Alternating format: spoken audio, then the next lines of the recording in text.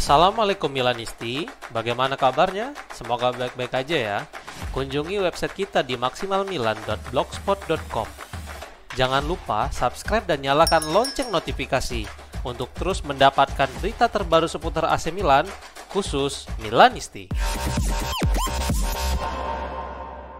AC Milan gagal kembali ke jalur kemenangan setelah mereka ditekuk 2-1 oleh Torino pada lanjutan Serie A dini hari tadi. Dengan kekalahan ini, mereka gagal memangkas jarak dengan para rival. Babak pertama dimulai. Pada awal laga, Milan mendapat perlawanan dari Torino dan benar saja, tuan rumah mampu membuka skor melalui kesalahan antisipasi bola yang dilakukan Mike Mignon. Bola yang mengenai badan Malik Thiaw pun berubah arah masuk ke dalam gawang. Setelah gol tersebut, Milan mencoba menyerang Torino dan mereka mendapat kesempatan melalui penalti pada menit ke-32. Namun kesempatan untuk menyamakan kedudukan terbuang begitu saja setelah Christian Pulisic yang maju sebagai algojo gagal melaksanakan tugasnya. Skor 1-0 pun bertahan hingga turun minum. Babak kedua dimulai. Sergio Conceição menarik keluar Rafael Leao, namun Milan tetap terus menggempur pertahanan Torino. Usaha mereka pun berhasil setelah Tiani Reinders mampu menyamakan kedudukan menjadi 1-1 pada menit ke-72. Sungguh sayang, 2 menit berselang Torino mampu kembali unggul melalui kaki Gvidas Gineitis setelah Antonio Sanabria dengan jeli melihat posisi rekannya itu yang tidak terjaga dengan baik oleh para bek Milan. Skor 2-1 bertahan hingga peluit panjang. Dengan hasil ini Milan gagal menggusur Fiorentina yang berada di posisi ke-6.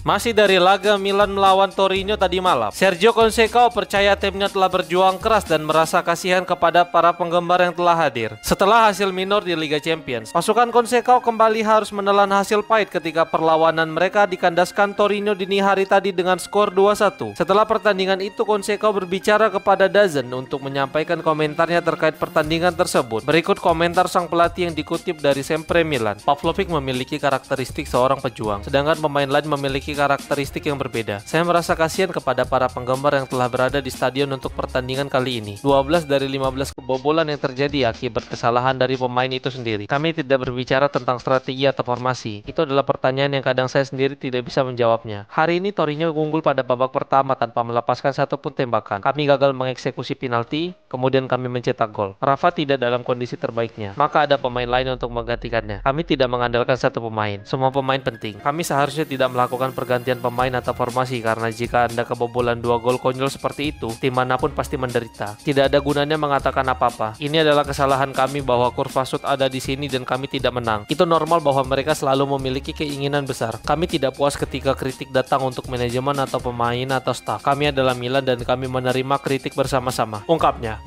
Kali ini ada kabar dari cedera Kyle Walker yang saat berhadapan dengan Feyenoord sepertinya membuat dia akan absen sedikit lebih lama daripada yang diperkirakan sebelumnya. Walker selalu bermain sebagai starter sejak dia pertama kali tiba di AC Milan. Namun sepertinya sang pemain mengalami masalah pada kakinya setelah pertandingan melawan Feyenoord. Dan bahkan dia tidak dibawa Sergio Conceição pada laga melawan Torino tadi malam. Sky melaporkan bahwa cedera yang terjadi kepada bek Inggris itu cukup parah dan dia harus absen lebih lama dari waktu yang telah diperkirakan. Mantan pemain Manchester City itu akan segera evaluasi kondisinya dalam beberapa hari ke depan dan dia diprediksi akan melewatkan laga melawan Bologna dan Lazio.